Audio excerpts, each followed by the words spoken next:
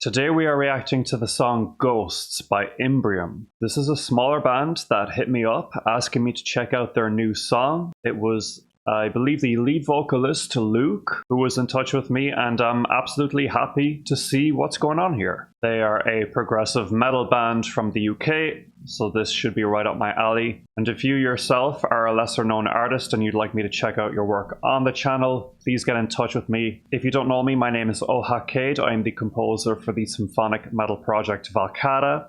We also recently put out a new song called Overload the Reactor. The link is down below. I'd love to hear what you think. And I'm also on Patreon if you fancy your own reaction requests, early access, and polls. Before we continue, please like and subscribe. And I'll also leave links down below for you to find Imbrium. Go support them. If you enjoy their music, buy their merch, etc. Let's get right into it.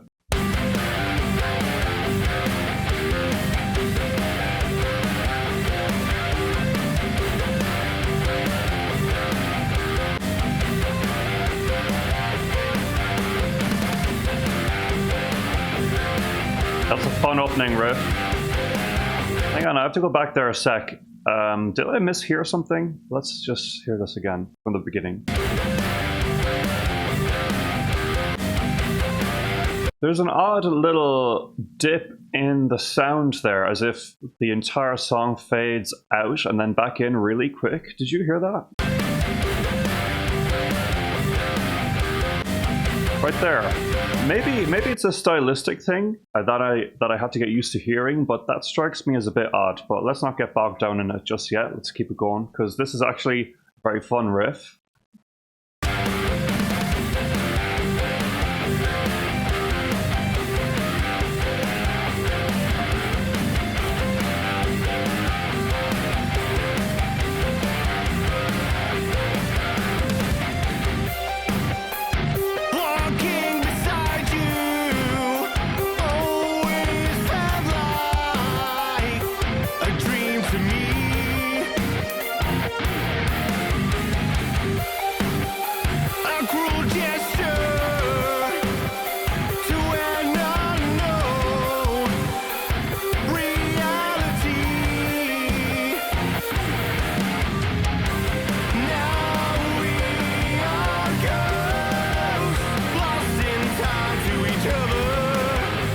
Love his tone.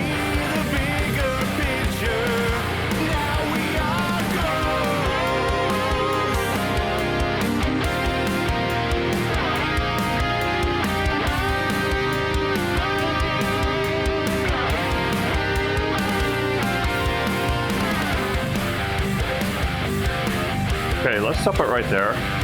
This is a very solid prog metal track, leaning towards the traditional melodic side of things rather than a lot of modern prog, which I would say, at least from my perspective, is a little bit more heavy and intense. This is quite a palatable sound with a really striking vocalist, lovely development of the vocal melody in the chorus.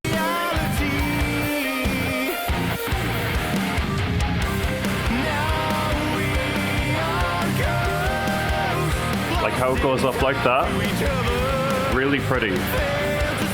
The overall sound reminds me of a group called, what are they called again? This is going to drive me crazy. There's so many prog bands that it's hard to remember the names of them sometimes, but it's like an abbreviation, like DGM or something like that. There is a band called DGM. That's not the one I'm thinking of, though. I'm sure that these guys probably are influenced by DGM, but the other one I'm thinking of is, damn, I can't find the name of this band right now, even with some Googling, but if I find out later, I'll drop them in the comments. But in general, this is a pleasant, competently done track with solid performances. One thing I will say is I feel like there isn't a lot of low end in this mix. It seems like the bass is barely audible. It could just be my setup, but that's the first thing that struck me about the mix, I gotta say.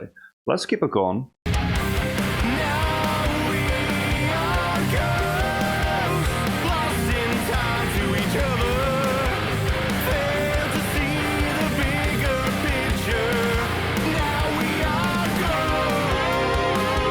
And I love this development after the chorus with these melodic guitar licks.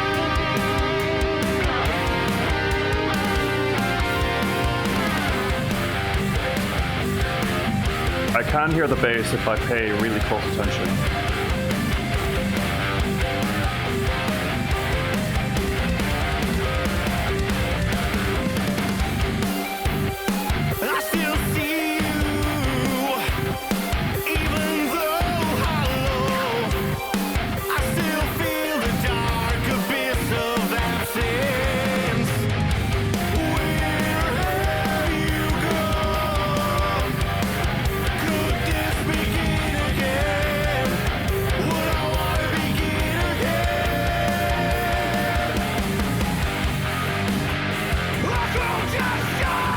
Ooh, a bit of harsh vocals.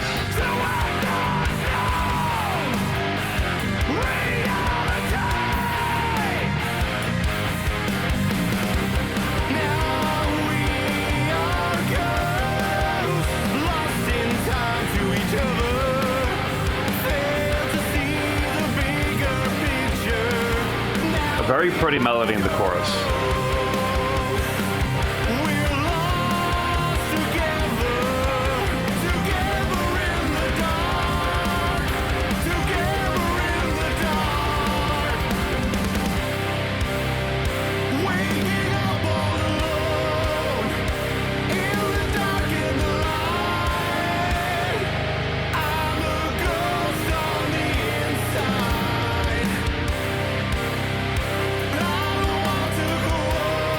So the general style of prog metal that this particular song is going for wouldn't normally be up my alley, as much as I can acknowledge that this is a beautifully done song. It wouldn't totally be in line with my taste, what I'd usually want to listen to. It is because the song, for a prog metal song, it's rather straightforward. There's not a whole lot of twists and turns going on. It's quite a relaxing track to listen to, if you ask me.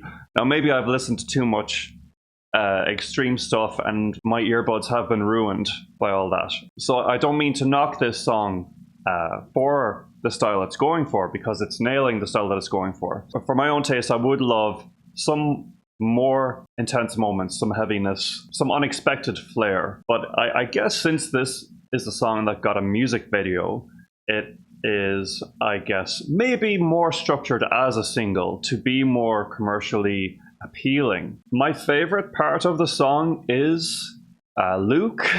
You are my favorite part of the song. The vocals are really great. That also makes sense that there would be a lot of focus on the vocals in a single. And I love the chord progression of this bridge. It's a nice shift in the feeling of the song, and I'm predicting we'll get some kind of a solo or something here for the instruments to have their moment and keep up with Luke's epicness. Let's see.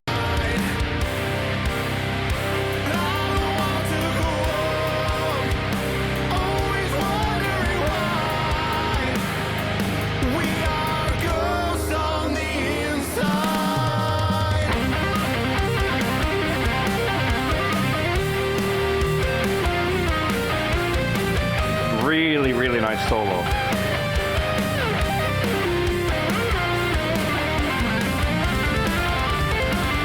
Key change.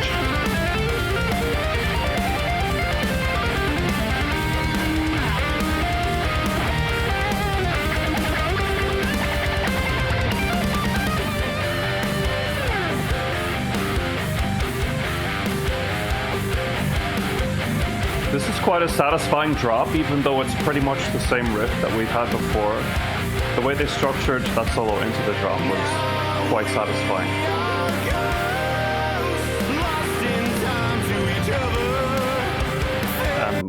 And just to comment on that solo a little bit more, I love how it was a very musical solo. It wasn't just shredding for the sake of shredding, but it gave me a little bit of that frantic flair that I was looking for in the arpeggios, and then there were some dramatic licks and melodies thrown in there as well. Very tasteful solo, beautiful stuff. But then we're right back into the chorus again here. Again, rather straightforward song structure, but very well done.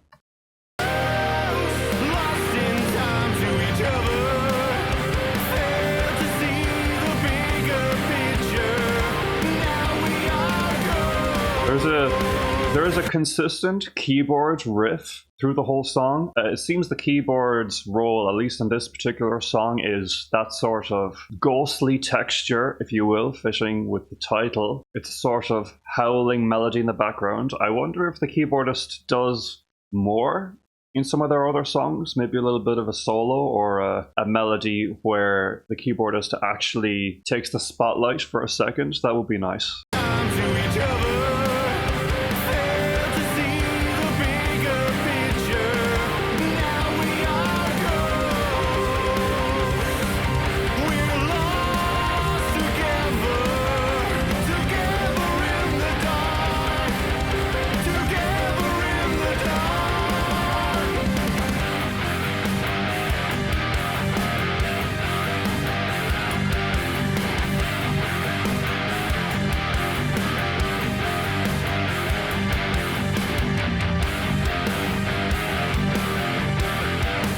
Love the polyrhythm on the drums.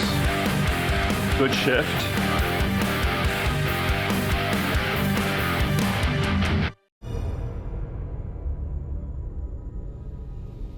Loki Films. And bravo to Loki Films for also a very professional looking and well performed music video. Everyone worked the camera really well. Looked like they were having fun.